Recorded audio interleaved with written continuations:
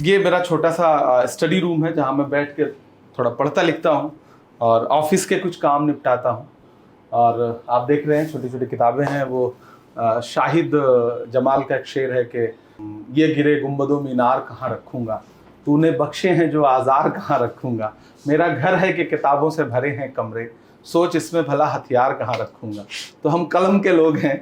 मैं कोशिश करता हूँ कि थोड़ा आप भी देखिए, मैं इन दिनों कई चांद थे सरे आसमां पढ़ रहा हूँ, शमसुर-रहमान फारूकी साहब को, मताए नाजिश पढ़ रहा हूँ और हिंदी साहित्य से जुड़े कुछ लोगों को पढ़ रहा हूँ और सबसे ज़्यादा तो अपना न्याय पत्र पढ़ रहा हूँ। मतलब कांग्रेस पार्टी का जो मैनिफेस्टो है, मैं इसे लेकर के लोगों के बीच में जाता हूँ, सभाओं में जाता हूँ। शायर, राज्यसभा सांसद और कांग्रेस पार्टी के अल्पसंख्यक विभाग के राष्ट्रीय अध्यक्ष इमरान प्रतापगढ़ी, ब्रूट में आपका स्वागत है। शुक्रिया। आज जब हम ये इंटरव्यू कर रहे हैं, 5वें चरण की वोटिंग चल रही है। मैं आपसे ये जानना चाह रहा हूँ कि 4 चरणों की वोटिंग हो चुकी है। कांग्रेस पार्टी के लिए इस चुनाव में सबसे बड़ा मुद्दा क्या था, क्या है, और उस मुद्दे को जनता तक पहुँचाने में पार्टी कितनी सफल रही है? देखिए, मुझे ये कहते हुए मतलब कोई गुरेज नहीं है कि कांग्रेस पार्टी ने, राहुल गांधी जी ने इस चुनाव को दरअसल सही मुद्दों पर लेकर आए। वो भारत जोड़ो यात्रा से जो मुहिम उन्होंने शुरू की नफरत के खिलाफ, वो आखिरकार चुनाव में बेरोजगारी और महिला सुरक्षा, युवाओं के लिए जो पेपर लीक का मुद्दा हो या फिर बाकी जो भी असल मुद्दे हैं सामाजिक सरोकारों से जुड़े हुए, अंततोगत्वा चुनाव उस मुद्दों पर आया। वरना तो नरेंद्र मोदी जी ने शुरू से जितने ट्रैक बदले हैं, मंगलसूत्र से होते हुए, भैंस होते हुए और फिर अंततोगत्वा हिंदू मुसलमान तो उनका फेवरेट सब्जेक्ट है। तो इन तमाम मुद्दों पर भाजपा चुनाव लड़ना चाहती थी, लेकिन इंडिया गठबंधन ने जो शुरू से कोशिश की, वो पहले चरण से शुरू हुआ मामला अंत तक आज मुद्दे पर चुनाव टिका हुआ है। मुझे इस बात की खुशी है और हमारे लिए सबसे बड़े मुद्दे इस देश के गरीबों से संबंधित हैं, इस देश के आम आवाम से संबंधित हैं। जी, आप स्टार प्रचारक हैं, अलग अलग सभाएं कर रहे हैं, अलग अलग रैलियां कर रही हैं।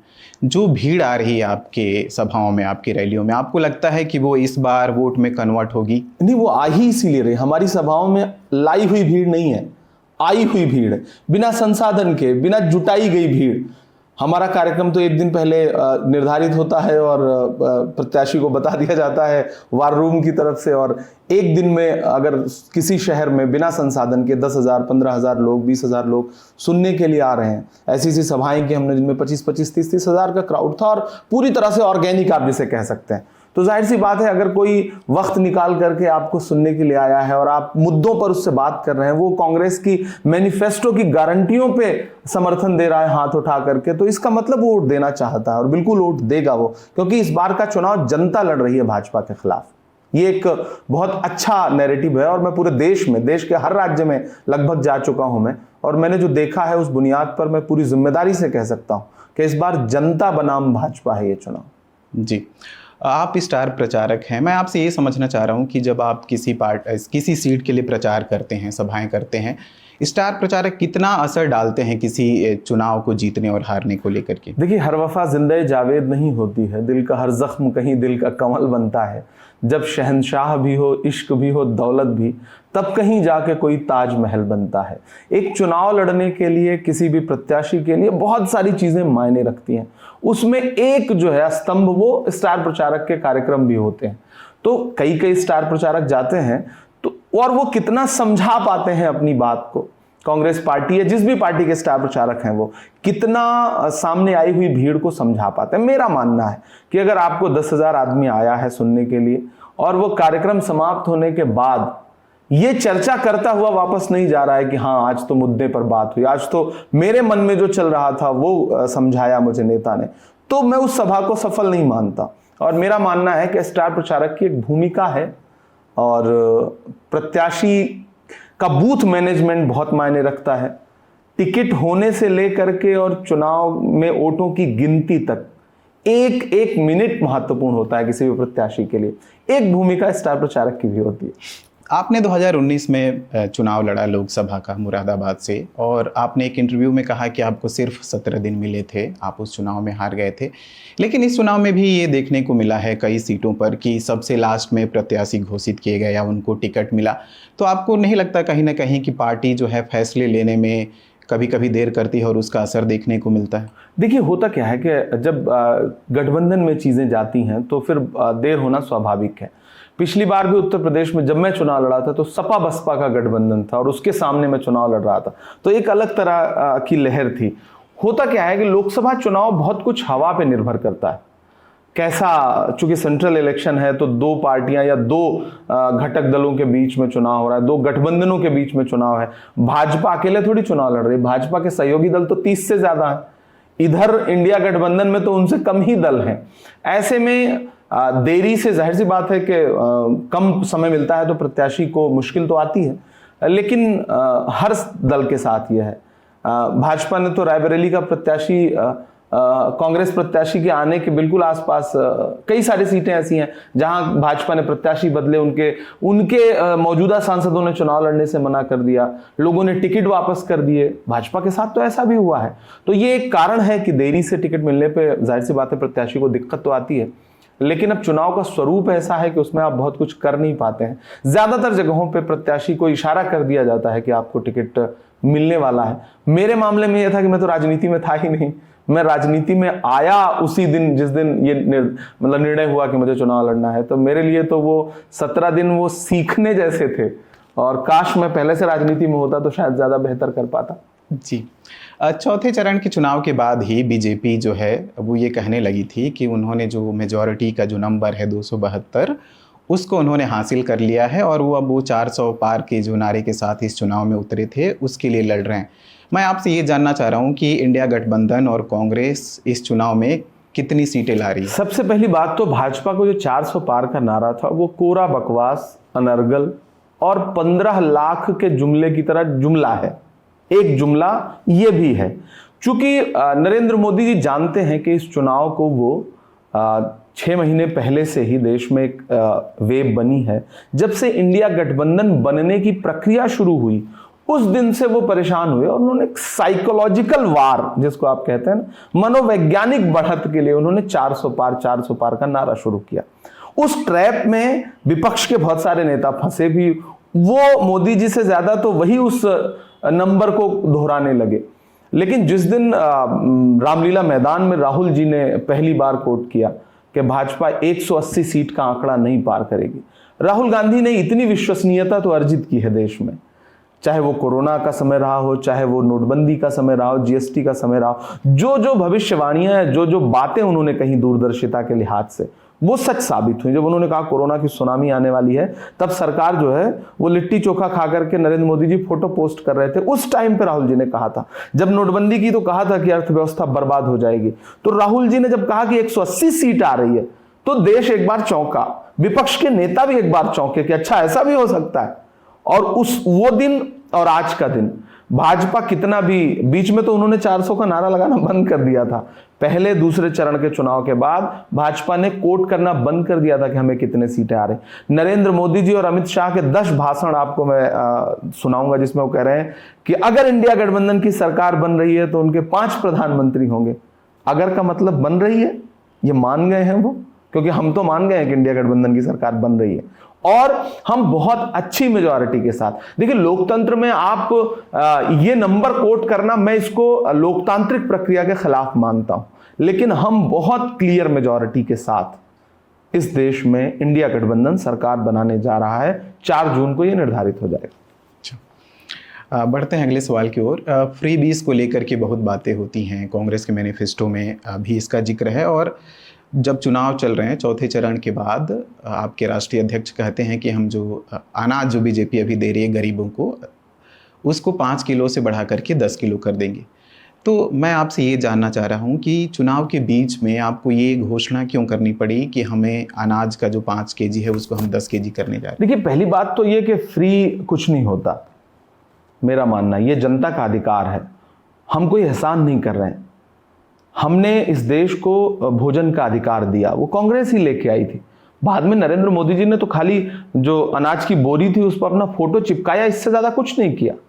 और मेरा मानना है कि अगर आपको 80 करोड़ लोगों को 5 किलो राशन देना पड़ रहा है तो इसको आप अपनी सफलता नहीं मान सकते। मैंने पार्लियामेंट में भी ये बात कही थी।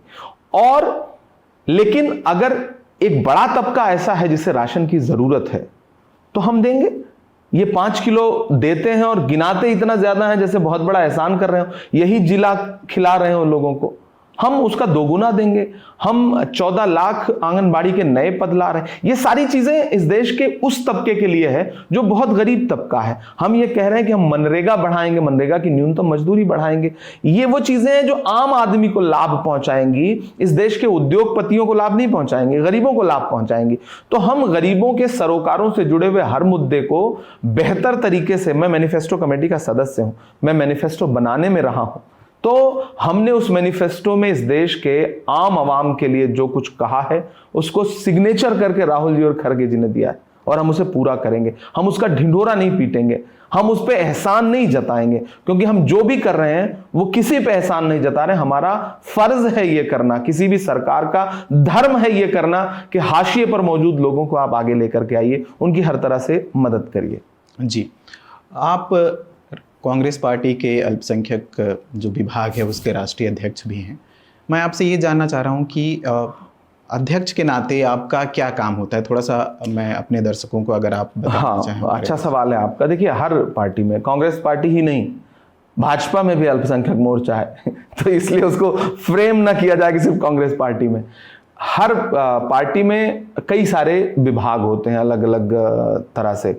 ओबीसी विभाग है, भाजपा में भी है, एससी डिपार्टमेंट है, वो भी बाकी दलों में भी है। अल्पसंख्यक विभाग है, स्पेशली अल्पसंख्यक विभाग का पार्टी में कुछ फ्रंटल हैं, जैसे एनएसयूआई, जैसे यूथ कांग्रेस, जैसे सेवा दल, जैसे महिला कांग्रेस। उसी तरह से कुछ विभाग हैं 10 से ज्यादा, उनका अलग अलग काम है। अल्पसंख्यक विभाग का काम है कि इस देश के जो 6 अल्पसंख्यक कम्युनिटी के लोग हैं, उसमें जैन हैं। ये फ्रेम बनाया गया कि अल्पसंख्यक का मतलब सिर्फ मुसलमान नहीं, 6 कम्युनिटीज हैं, जैन हैं, पारसी हैं, बौद्ध हैं, ईसाई हैं, सिख हैं, मुसलमान हैं। ये जो 6 कम्युनिटी के लोग हैं, इनको सांगठनिक तौर पर पार्टी में जिम्मेदारी देना। जी, आप राहुल गांधी के भी करीबी हैं, प्रियंका गांधी के भी करीबी हैं। जो लोग कांग्रेस छोड़ करके जाते हैं उनमें से कई लोग ये आरोप लगाते हैं कि जो गांधी परिवार के करीबी लोग हैं वही नहीं चाहते कि पार्टी का कल्याण हो, भला हो। आप इन आरोपों को कैसे देखते हैं? बस इस पे हंसी आती है, पहली बात। दूसरी बात, देखिए, जो भी छोड़ के जा रहा है, पहली चीज तो वो खुद जा नहीं रहा है, उसको एन केन प्रकारेण साम दाम दंड भेद लगा करके तोड़ा जा रहा है। ज्यादातर ऐसा हुआ है। कुछ ऐसे हैं जिनके लिए खुद जमीन पे उतर के मेहनत नहीं करना चाहते, स्टूडियो की पॉलिटिक्स करना चाहते हैं, ड्राइंग रूम की पॉलिटिक्स करना चाहते हैं, तो उनको बहुत कुछ दिख नहीं रहा था तो उन्होंने चोला बदला। अब चोला बदलने में आपको कुछ ना कुछ तो आरोप लगाने हैं। आप कभी सनातन विरोधी का आरोप लगाएंगे, आप कभी लगाएंगे कि मिलने नहीं दिया जाता, जबकि आप कभी लगाएंगे कि कोटरी है। भाई, जब आप प्रमुख पदों पर थे तो कौन सी कोटरी आपको उन पदों पे पहुंचा रही? आपको जो कुछ मिला तो वो आपके हुनर से मिला, आपकी योग्यता से मिला। बाकी किसी को कुछ मिल रहा है तो वो मतलब वो कोठरी दे रही है, वो तथाकथित कुछ लोग दे रहे हैं। ये दोहरा व्यक्तित्व है आपका। आप 30 साल की उम्र में राज्यसभा पहुंच जाएं, 32 साल की उम्र में कैबिनेट मिनिस्टर बन जाएं, राष्ट्रीय प्रवक्ता बन जाएं तो ठीक है। लेकिन अगर कोई गांव से आया हुआ इमरान प्रतापगढ़ी बिना किसी राजनीतिक घराने के सपोर्ट के वो अगर राज्यसभा पहुंच जाए 34 साल की उम्र में, तो ये अपराध हो गया। ये जो दोहरा व्यक्तित्व है ये दरअसल उनका है और मुझे लगता है कि बहुत सही ट्रैक पर पार्टी है। और राहुल जी ने जिन लोगों को रोपा है, जिन लोगों को मतलब लगाया है, बीजारोपण किया है, वो अब पुष्पित पल्लवित हो रहे हैं और उसका परिणाम इस चुनाव में आपको दिखाई देगा। आपने एक इंटरव्यू में कहा था कि राजनीति कुर्बानी मांगती है। आपने किस तरह की कुर्बानी दी है अब तक? हाँ, बहुत अच्छा सवाल है ये। देखिए, इसको सिर्फ राजनीति करने वाला व्यक्ति नहीं समझ पाएगा उस कुर्बानी को। मतलब जिसने सिर्फ राजनीति की, जो किसी और क्षेत्र से आया है, कला की किसी क्षेत्र से या फिर व्यापार के किसी क्षेत्र से, या जिसने अपने किसी विशेष क्षेत्र में अपना एक विशेष स्थान बनाया और खासतौर से साहित्य से जुड़ा व्यक्ति, तो वो बहुत बड़ी कुर्बानी देता है। इसको बहुत आसानी से किसी को समझाया नहीं जा सकता। सबसे पहली बात यह कि जब मेरी जो दुनिया है उस दुनिया में मैंने कहा ना, बिना किसी सपोर्ट के बहुत गांव से आया हुआ व्यक्ति हूं मैं, और वहां से निकल करके आप जब अपनी एक दुनिया बनाते हैं और फिर एक वक्त के बाद आप वो पूरी दुनिया लेकर के राजनीति में शामिल हो जाते हैं, वो तत्कालीन परिस्थितियां या फिर बहुत सारे कारण होते हैं, जब मुझे लगा कि इस देश में सब कुछ राजनीति तय कर रही है। आप एक शब्द बोलना चाहते हैं तो बोलने पर भी जो अंकुश है वो राजनीति निर्धारित कर रही है कि आप बोल पाएंगे या नहीं बोल पाएंगे। सत्ता तय कर रही है कि आपकी जबान खुलेगी या नहीं खुलेगी। तो ऐसे में मुझे लगता है कि फिर आप सत्ता से अछूते नहीं हैं। कलम के लोगों को तो खास तौर से ये काम दिमाग में डाल देना चाहिए। तो मैं राजनीति में आया तो एक तो आप अपने उस पर्सनल स्पेस को खो देते हैं। राजनीति हर दिन आपसे सवाल पूछती है, आपका चरित्र अपने ढंग से गढ़ती है, तो आपकी रचनात्मकता का बहुत नुकसान होता है राजनीति में। मतलब ये सबसे महत्वपूर्ण बात है कि आपकी क्रिएटिविटी मर जाती है। उसे जिंदा रखने में आपको बहुत मेहनत करनी पड़ती है। और लगातार मैं पिछले 44-45 दिन से लगातार सफ़र कर रहा हूँ, रैलियाँ कर रहा हूँ हर दिन। मैं अभी आपसे बात कर रहा हूँ, अगले 1-1.5 घंटे में एयरपोर्ट पहुँचूँगा और फिर मैं बंगाल पुरुलिया पहुँचूँगा, लैंड करूँगा, फिर वहाँ से 3 घंटे बाई रोड जाऊँगा। तो ये जो संघर्ष है, फिर सभा करूँगा, 1 घंटे भाषण दूंगा, जनता से मिलता हुआ फिर रात में भागूंगा, फिर 5 घंटे बाई रोड ट्रेवल करके कोलकाता से फ्लाइट पकड़ूंगा, फिर दिल्ली आऊंगा, कल फिर दूसरी जगह सभा करूंगा। ये जो संघर्ष है ना, मतलब बहुत कुर्बानी मांगती है। ये बहुत बड़ी कुर्बानी। आप अपनी नींद कुर्बान कर रहे हैं, आप अपना सुकून कुर्बान कर रहे हैं। सबको लगता है ना आप एमपी हो गए तो आप एक बड़े से घर में रह रहे हो, आपका बड़ा लग्जरी लाइफ है। भैया बहुत बहुत मुश्किल लाइफ है। गला बैठा हुआ है 40 दिन से भाषण देते देते। इस दर्द को बयान नहीं किया जा सकता। और हासिल कभी कभी कुछ हासिल नहीं होता और कभी कभी एप्रिसिएशन मिलता है। जनता के एक्सपेक्टेशंस बहुत बड़े, आपके चाहने वालों की उम्मीदें बहुत बड़ी हैं और सबकी उम्मीदें आप, जाहिर सी बात है कि सबकी तो नहीं पूरी कर सकते, लेकिन इस सतत प्रक्रिया में लगे रहना है कि हम हर व्यक्ति की उम्मीदें पूरी कर सकें। तो कुर्बानी तो बहुत मांगती है। जी। मैं उस दौर को याद कर रहा हूँ जब आपको पहली बार मुशायरे के लिए 100 रुपए मिले थे, 10-10 के। हाँ। और ताकि लिफाफा मोटा लगे। जी, ताकि लिफाफा मोटा लगे। और उसके बाद आप मुशायरों के सबसे महंगे शायर हुए, आप ही के शब्दों में कहें तो। फिर उसके बाद सब कुछ जब सही चल रहा था तो इधर राजनीति में कैसे आना हुआ, थोड़ा सा अगर उसके बारे में। एक्चुअली मैं शायरी में भी मतलब जो पारंपरिक शायरी थी, जिसको ट्रेडिशनल पोइट्री कहते हैं आप, मैं वो नहीं कर रहा था। मैं मुशायरों में आया, कवि सम्मेलनों में आया और 1-2 साल में ही मुझे लगा कि अगर मुझे मतलब खुदा ने शायरी कहने की सलाहियत दी है तो मेरा फ़र्ज़ है कि मैं जुल्फ़ आंचल लबो रुखसार का जो सब वही चिट्ठियाँ भेज रहे हैं और कबूतर उड़ा रहे हैं, मुझे वो नहीं करना है। मुझे हाशिए पर मौजूद लोगों की बात करनी है। उसमें बड़ा टर्निंग पॉइंट था 2012 के आसपास, जब इस देश में मदरसों को फ्रेम किया जा रहा था। इस देश में 2015 में जब पहली मॉब लिंचिंग हुई अखलाक की दादरी में, इस देश में जब नजीब गायब हुआ और उसकी माँ जो है वो दर दर भटकती रही सी दिल्ली में, ये वो मुद्दे थे जिन्होंने मुझे बहुत उद्वेलित किया। पहलू खान की मॉब लिंचिंग हुई, तबरेज़ अंसारी की मॉब लिंचिंग हुई। तो मुझे लगा कि मेरी शायरी का फ़र्ज़ है कि जिन्हें मीडिया भी हाशिए पर छोड़ दे रहा है, मैं उनके लिए आवाज़ उठाऊं। इस देश में कवि सम्मेलनों को सुनने के लिए, मुशायरों को सुनने के लिए एक बड़ा तबका आता है। 25-25 हज़ार का क्राउड सामान्यतः रहता है। मतलब इस देश में ऐसे ऐसे कार्यक्रम है जिन्हें सुनने के लिए लाइव 1-1 लाख लोग आते हैं। मैं ऐसे कार्यक्रम पढ़ता हूं। तो मुझे लगा कि आप 1 लाख लोगों के बीच में एक मुद्दा उठा रहे हैं तो फिर उसे मीडिया अछूता नहीं छोड़ सकती। तो मैंने उन मुद्दों पर शायरी शुरू की और एक वक्त आते आते जब देश में सब कुछ एक नियंत्रण में आ रहा था, मीडिया पे अंकुश हो रहा था, जितने भी लोकतंत्र के स्तंभ थे उनको कैप्चर करने की कोशिश की जा रही थी राजनीति के जरिए, तो मुझे लगा कि अब मंच भी अछूते नहीं है।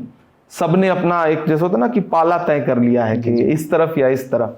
तो मुझे लगा कि नहीं, अब बहुत तटस्थ रह के काम नहीं हो सकता। आपको बुरे को बुरा कह देने से ज्यादा जरूरी है जो अच्छा है उसके साथ खड़े हो जाओ। हमेशा से मैं ये मानता हूं कि सिर्फ इस दौर में सोशल मीडिया ने हमारा एक नुकसान ये किया है कि हम एक फेसबुक पे पोस्ट या फिर एक ट्वीट करके हमें लगता है कि हमने फला बुरी चीज की आलोचना कर दी। नहीं, इतने से काम नहीं चलेगा। जो सच्चा है उसके साथ पुरजोर तरीके से खड़ा होना पड़ेगा। तो मुझे लगा कि राहुल गांधी जो काम कर रहे हैं वो इस देश के संविधान और लोकतंत्र को बचाने वाला काम है। फिर मैं राहुल जी से मेरी मुलाकात हुई और 4-5 मुलाकातों के बाद मुझे लगा कि इस व्यक्ति के साथ खड़ा होना चाहिए। फिर मैंने शेर कहा कि खौफ नहीं जिसे मुरझाने का, मैं उस गुल के साथ खड़ा हूँ। कैसा भी दौर आए लेकिन मैं राहुल के साथ खड़ा हूँ। फिर मैं खड़ा हुआ, आज यहाँ हूँ, राजनीति ने एक दिशा पकड़ ली। फिर शायद यही लाइनें आपके गेट के पास लिखी हुई हैं। नहीं, वो तो जब ये घर बन रहा था ना, तो ये लोकप्रिय है ये पंक्तियां। तो जो पेंटिंग कर रहा था वो आर्टिस्ट है, तो उसने कहा कि सर हम आपको कुछ गिफ्ट देना चाहते हैं। तो मैंने कहा भाई तुम यहाँ काम कर रहे हो, सरकारी तौर पे कर रहे हो, तुम्हारी यहाँ ड्यूटी है, क्या देना चाहते हो? तो बोला सर आप 2 दिन के लिए बाहर जा रहे हैं, तो मैं कहीं जा रहा था किसी कार्यक्रम में, आप लौट के आएंगे तो आप देखेंगे। तो मैं लौट के आया तो उसने मेरी एक पेंटिंग बनाई थी और बगल में एक शेर लिखा था, और वो हाथ में उसने घड़ी में राहुल जी की फोटो बनाई। वो बड़ा मतलब मुझे भी खूबसूरत लगा कि अच्छी क्रिएटिविटी है, तो अच्छा लगा मुझे भी उस शेर को उसने लिखा। जी इमरान जी, उसी दौर की अगर हम बात करें तो एक वीडियो आपका काफ़ी वायरल होता है अतीक अहमद के साथ, मुशायरे का है वो वीडियो, उस पर कुछ कहना चाहेंगे क्या? देखिए, इस देश में राजनीति में और ख़ास तौर से पूर्वांचल में, उत्तर प्रदेश में, बिहार में, राजनीति में ऐसे ऐसे लोग हैं जिनके ऊपर 50-50 मुकदमे हैं और वो सांसद हैं, विधायक हैं। राजनीति का स्वरूप ही ऐसा है। आप राजनीति के अपराधीकरण पे एक अलग तरीके की बहस कर सकते हैं। आज धनंजय सिंह जब भाजपा की हिमायत नहीं कर रहे थे तो माफिया थे, जेल से बाहर निकले, उन्होंने भाजपा की हिमायत कर दी, मीडिया ने माफिया का टैग हटा दिया। ब्रिजेश सिंह जो मुख्तार अंसारी के पैरेलल जिनको माना जाता है कि उस लेवल के माफिया और उस लेवल का दोनों का आपस का कट्टर दुश्मनी, वो भाजपा के लिए भाजपा का पट्टा पहन के एज MLC वोट मांगते हुए फिर रहे हैं। राजनीति का स्वरूप दरअसल उत्तर प्रदेश और बिहार के इर्द गिर्द ऐसा है कि सत्ता अपने हिसाब से माफिया चुन रही है, सत्ता अपने हिसाब से माननीय चुन रही है। मैं कवि सम्मेलनों में था, वो सांसद थे, विधायक थे, 4-4, 5-5 बार के, तो मंचों पे मुलाकात होती थी। आप मंच पे मिलते हैं तो जाहिर सी बात है कि जो जनप्रतिनिधि है उसके लिए आप बोलते हैं। आप ये थोड़ी चेक करते हैं कि हाँ उसके लिए मीडिया भविष्य में कौन सा नैरेटिव बनाएगी। तो सत्ता अपने हिसाब से तय कर रही है। हम तो कलमकार, तब तक मैं राजनीति में भी नहीं था, हम तो कलमकार हैं। मंच मिला, मंच पे खड़े हैं, जो जनप्रतिनिधि है हम उसका सम्मान कर रहे हैं। जी, आपको कब पता चला या आपको कब यह एहसास हुआ कि आप मुसलमान हैं? हाँ, ये बहुत अच्छा सवाल है। और दरअसल एक दौर आया 2010 के आसपास, जब ये फ्रेमिंग शुरू हुई, 2014 की तैयारी जब शुरू हुई, उस तैयारी के सिलसिले में एजेंसीज ने, भारतीय जनता पार्टी की जो राजनीति है उस राजनीति ने ये तय करना शुरू किया। और वही वक्त था जब मैं इलाहाबाद विश्वविद्यालय से पोस्ट ग्रेजुएशन पूरा कर रहा था। और आप जाहिर सी बात है तब समझना शुरू करते हैं, जब समझदार होते हैं और पढ़ाई के दौरान आप थोड़ा लिखना पढ़ना शुरू करते हैं, तो आपको लगता है कि जो डिस्क्रिमिनेशन हो रहा है, आप एयरपोर्ट पर जा रहे हैं और आपका बोर्डिंग पास पढ़ने के बाद, नाम पढ़ने के बाद, जो मतलब सिक्योरिटी चेक करने वाले इंसान की उंगलियां बता देती हैं कि नहीं, एक अलग नज़रिया है। आप ट्रेनों में जा रहे हैं, आप बैठे हैं, आप चेहरे से आपको नहीं जज किया जा सकता कि आप किस धर्म के मानने वाले हैं, लेकिन आपको कोई फ़ोन आ रहा है और आप जवाब में वालेकुम अस्सलाम कह रहे हैं, तो आसपास की सवारियों के जो एक्सप्रेशंस बदलते हैं ना, वो बताते हैं कि मुल्क में जो राजनीति ने नफरत बोई है उसका असर कहाँ तक जा रहा है, वो फील होता है आपको। और मेरी एक नज़्म है कि सदियों से यहीं पर रहता है, जाने कितने दुख सहता है, भीगी पलकों से एक बेटा भारत माँ से ये कहता है, पुरखे हम सबके गोद में तेरी खाक ओढ़ कर लेटे हैं, माँ हम भी तेरे बेटे हैं। तो तब ये पंक्तियां कहने को मजबूर हुआ था मैं 2013 में, तो वो फील हुआ, कई बार होता है। और इन दिनों तो मतलब आप आसान समझते हैं मुसलमान होना। पढ़ दीजिए, पूरा पढ़ दीजिए। ये तो बड़ी मशहूर लाइन है। जी जी। आपने जब 32 साल की उम्र में आपको पार्टी ने राज्यसभा सांसद भेजा, 34 साल, हाँ सॉरी 34 साल की उम्र में, तो आपने कहा कि ये पार्टी का इन्वेस्टमेंट था एक तरीके से। अब आपको क्या लगता है कि उस इन्वेस्टमेंट का फायदा या एक तरीके से वो देखे तो पार्टी को मिल रहा है? अब ये तो आप लोग निर्धारित करें, ये समीक्षा तो मीडिया करे, ये समीक्षा तो पार्टी के आला कमान के लोग करें कि जाहिर सी बात है पार्टी इन्वेस्ट करती है किसी में भी, किसी युवा को देखती है, उसे पिक करती है, उसे टिकट देती है, चुनाव लड़वाती है या राज्यसभा भेजती है या किसी भी रूप में उसे ताकत देती है, तो ये इन्वेस्टमेंट ही है। और उस इन्वेस्टमेंट में आपकी जिम्मेदारी बनती है कि जब मुश्किल वक्त हो तो मजबूती के साथ खड़े हो जाओ। मैं पार्टी के सबसे मुश्किल वक्त में पार्टी के साथ आया ना। मेरे लिए तो बहुत ऑप्शन थे राजनीति के चुनने के लिए, मेरे पास बहुत ऑप्शन थे। मैं जहां जिस प्रदेश से हूं वहां क्षेत्रीय दल हैं, एक नहीं 2-3 दल हैं, आप चुन सकते थे।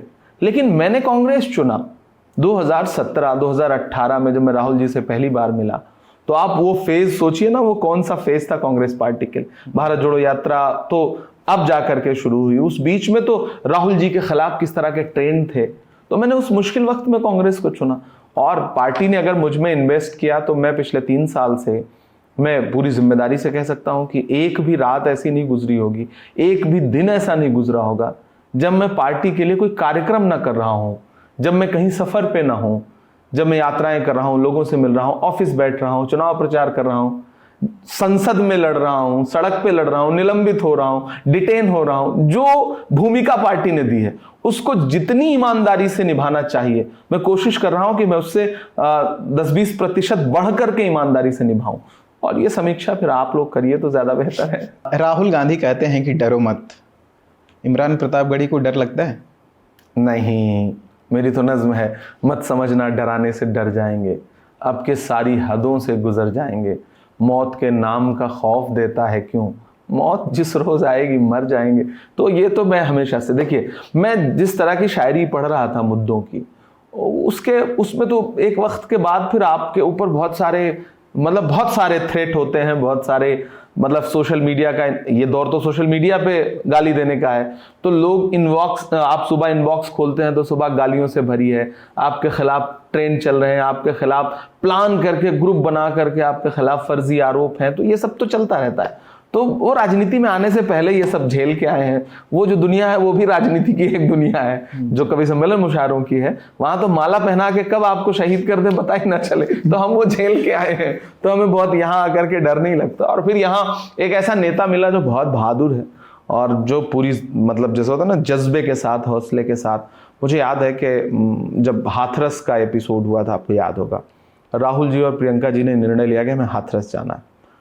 नोएडा में गाड़ियां रोक दी गई और राहुल गांधी और प्रियंका गांधी, 44 डिग्री टेम्परेचर था उस दिन, यमुना एक्सप्रेसवे पर, जहां ना आदम की जात, आसपास कोई घर नहीं, वीराना है, और राहुल गांधी और प्रियंका जी पैदल चल पड़े। मैं साथ में चल रहा था। जब राहुल जी को एक पुलिस के आला अधिकारी ने हल्का सा पुश किया, रोकने की कोशिश की, और वो राहुल जी हल्का सा गिरने को आ गए, तो उस समय मैं वो व्यक्ति था जिसने हाथ पकड़ करके, और मैं भिड़ गया पुलिस वाले से। तो मैंने उस दिन देखा कि ये व्यक्ति कितना बहादुर है। हाथरस पैदल चल पड़े और 15-20 किलोमीटर चलते रहे, और पीछे लोग, क्योंकि राहुल जी बहुत तेज चलते हैं, बहुत ही फिट हैं वो, तो वो तेज चल रहे थे। हम लोगों की हालत खराब हो गई थी कि इतनी 44 डिग्री टेम्परेचर में, कोई साया नहीं, चिलचिलाती धूप में आप हाथरस जा रहे हो, पुलिस हर 10 कदम पे रोकने की कोशिश कर रही है। लखनऊ से आदेश हो रहा था कि राहुल वहां पहुंच जाएंगे, प्रियंका जी वहां पहुंच जाएंगी, तो अब मीडिया चारों तरफ से घेरे हुए। तो मुझे लगा कि ये बहुत बहादुर इंसान है। और फिर राहुल जी से मिलने के बाद जो डर नहीं लगता था, उसमें इजाफा हुआ कि अब नहीं डरना है तो नहीं डरना है। मदरसों को लेकर के बहुत बात होती है। प्रधानमंत्री मोदी का कहना है कि हम मदरसे के जो छात्र हैं उनके एक हाथ में कुरान और एक हाथ में कंप्यूटर देखना चाहते हैं। आप चूंकि कांग्रेस के अल्पसंख्यक विभाग के अध्यक्ष भी हैं, उस नाते भी मैं आपसे ये जानना चाह रहा हूँ कि मदरसों को लेकर के आप क्या सोचते हैं? मैं अगर इस सरकार से ये पूछूं कि मदरसा आधुनिकीकरण के लिए इस सरकार ने पिछले 10 साल में क्या किया है, प्रधानमंत्री जी इस पे बहस कर लें, एक काम गिना दें जो उन्होंने किया। सिर्फ लफ्फाजी करने से थोड़ी कि एक हाथ में कुरान और एक हाथ में कंप्यूटर देखना चाहते हैं। आपने कंप्यूटर देने का प्रयास क्या किया? आपके अल्पसंख्यक मंत्रालय ने मदरसों का बजट खत्म कर दिया, आपने स्कॉलरशिप बंद कर दी, प्री मैट्रिक स्कॉलरशिप बंद कर दी। मदरसा टीचर्स जो हैं राज्यों में, उनका मानक यह है कि उनका 60% केंद्र सरकार उनका वेतन देता है और 40% राज्य सरकार देती है, तब उनका वेतन उन्हें मिलता है। स्थिति है कि उत्तर प्रदेश सहित कई सारे राज्य ऐसे हैं जहां मैंने पार्लियामेंट में भी ये बात उठाई कि उन्हें 3-3, 4-4, 5-5 साल से उनका वेतन नहीं मिला है, वो भूखे मरने को तैयार हैं, वो रो रहे हैं, वो आंदोलन कर रहे हैं, उनका वेतन आप नहीं दे रहे हैं। आपने मौलाना आज़ाद नेशनल फेलोशिप बंद कर दी कि कोई बच्चा निकल करके अगर हायर एजुकेशन में जाना चाहे और वो सोचे कि सरकार से हमें थोड़ी सहायता मिल जाएगी, आपने वो सारे रास्ते बंद कर दिए। आप चाहते ही नहीं कि अल्पसंख्यक समाज का बच्चा पढ़ लिख करके आगे जाए, आप उसे मुख्य धारा में न पहुंचे, इसके लिए जितने रोड़े अटका सकते हैं। आपने अल्पसंख्यक मंत्रालय का बजट घटा दिया, आप कपड़े देख करके लोगों को पहचानने के लिए भाषण देते हैं, आप अपने मंचों से घुसपैठिया बोलते हैं, आप अपने मंचों से ज्यादा बच्चा पैदा करने के लिए लोगों पे तंज करते हैं और उसके खिलाफ वोट देने की अपील करते हैं, और आप टीवी इंटरव्यू देते हैं तो कहते हैं कि मेरे आसपास तो मुसलमान हैं, ईद तो मेरे घर पे मनती थी। मतलब आपका जो दोहरा व्यक्तित्व है वो सिर्फ चुनावी टाइम पे नहीं, वो आपके काम में भी झलकता है। अटल बिहारी वाजपेयी ने कभी इनको कहा था ना कि राजधर्म का पालन करिए। प्रधानमंत्री जी राजधर्म का पालन किसी दिन भी नहीं करते हैं। आपने क्यों रोक दी स्कॉलरशिप, प्री मैट्रिक? आपने क्यों मदरसा शिक्षकों के वेतन देने का प्रयास नहीं किए? क्यों उस पर सुध नहीं ली? आपने क्यों रोक दिया मौलाना आजाद नेशनल फेलोशिप? आपने क्यों घटा दिया अल्पसंख्यक मंत्रालय का बजट? कोई सवाल पूछे, इस देश में जितने भी उद्योग हैं, जो लघु उद्योग जिनको आप कहते हैं, आप मेक इन इंडिया और बहुत बड़े बड़े नारी स्टार्टअप इंडिया की बात करते हैं, अब बुनकर उद्योग तबाह हुआ पड़ा है, पूरे देश में बुनकर उद्योग बर्बाद हो गया। कौन जुड़ा है इस बुनकर उद्योग से? मुरादाबाद का पीतल उद्योग हो, अलीगढ़ का उद्योग हो, सहारनपुर का उद्योग हो, जो छोटे छोटे चंक में जिसपे मुस्लिम समाज अपने हाथ के हुनर से कारोबार करके, कारीगरी करके अपने लिए रोटी पाल लेता था, कमाता था, बच्चों को पढ़ाने की कोशिश करता था, आपने वो सब एक एक करके बर्बाद कर दिया। आपका सांसद खुलेआम मंचों से कहता है कि मुसलमानों का आर्थिक बहिष्कार करो, और आप बात कर रहे हैं कि हम चाहते हैं कि एक हाथ में कुरान हो, एक हाथ में कंप्यूटर हो। मोदी जी, दरअसल आप बहुत झूठे हैं, झूठ बोलना बंद करिए। अब तो दुकान ही बंद हो रही है, क्या अब ही बोला जाए। फर्स्ट टाइम वोटर्स हैं जो पहली बार वोट देने जा रहे हैं, आप 60 सेकेंड में अगर आप बता पाएं कि वो कांग्रेस को या इंडिया अलायंस को क्यों वोट करें? देखिए, सबसे पहली बात तो नफरत के खिलाफ वोट करिए। मुल्क में मोहब्बत हो, हमने जो जिंदगी अब तक जी है वो अपनी जगह, हमें आने वाली नस्लों के लिए सोच के जाना है। रोजगार के लिए वोट करिए। इस देश में युवाओं के पास नौकरी नहीं है। राहुल गांधी जी कह रहे हैं 30 लाख युवाओं को 15 अगस्त तक नौकरी हम देने का काम करेंगे। हम कोई 2 करोड़ का फर्जी नंबर नहीं कोट कर रहे हैं, हम जो कर सकते हैं वो कह रहे हैं। हम कह रहे हैं कि हम एजुकेशन लोन 15 मार्च 2024 तक जितने भी एजुकेशन लोन है सब माफ कर देंगे। जितनी प्रतियोगी परीक्षाएं और नौकरी के फॉर्म हैं, हजारों हजार रुपए के, जो कभी कभी नौकरियां होती भी नहीं, आप फॉर्म भर देते हैं, हम वो सारे फ्री करने जा रहे हैं। हम स्पोर्ट्स स्कॉलरशिप देने जा रहे हैं बच्चों को। मैं मैनिफेस्टो कमेटी का सदस्य होने के नाते युवाओं से यह कह रहा हूं कि पेपर लीक के खिलाफ वोट करिए, नौकरी के लिए वोट करिए, एजुकेशन लोन माफ करवाने के लिए वोट करिए, सारी नौकरियों के फॉर्म फ्री करवाने के लिए वोट करिए, ट्रेनों की व्यवस्था सुधारने के लिए वोट करिए, जो चीजें आपकी जिंदगी से जुड़ी हैं उसके लिए वोट करिए। जी, इस इंटरव्यू को अब हम खत्म करेंगे। अगर इस मौके पर आप कोई एक हाँ, शायरी सुनाना चाहूं। मेरा एक शेर है कि मोहब्बत भाईचारे के दीवाने दिन ही लौटा दो। मैं तो प्रधानमंत्री जी से हमेशा कहता रहता हूं कि मोहब्बत भाईचारे के दीवाने दिन ही लौटा दो, वो सस्ती दाल सब्जी के सुहाने दिन ही लौटा दो। ये अच्छे दिन तो अंबानी अडानी को मुबारक हो, हमें ऐसा करो साहब पुराने दिन ही लौटा दो, जब चीज़ें सस्ती थीं, जब नफरत कम थी, जब खुशहाली के साथ देश सुकून से चलता था, रहता था, झगड़ा नहीं करते थे लोग आपस में। हमें उन दिनों की तलाश है और हमें पूरा विश्वास है कि संविधान बचाने की इस लड़ाई में कांग्रेस पार्टी उन दिनों को वापस ज़रूर लेकर के आएगी। बहुत बहुत धन्यवाद। ब्रूट से बातचीत करने के लिए बहुत बहुत धन्यवाद। हमें भी अच्छा लगा, शुक्रिया। बहुत अच्छा काम कर रहा है ब्रूट, अच्छी पत्रकारिता कर रहा है। हमारी शुभकामनाएं ब्रूट के लिए।